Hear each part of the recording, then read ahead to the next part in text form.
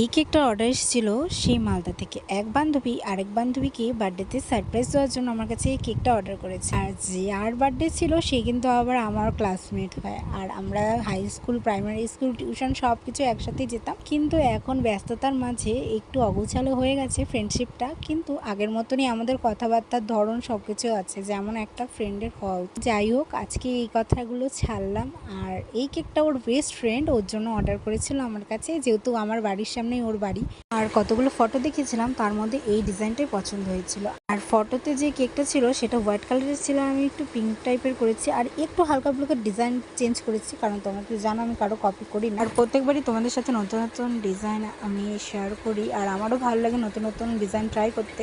কেকটা ছিল 1 পাউন্ডের চকলেট ফ্লেভারের, আর আমার বান্ধবীর কিন্তু ভীষণ ভালো লেগেছিল ডিজাইনটা আর টেস্টেও।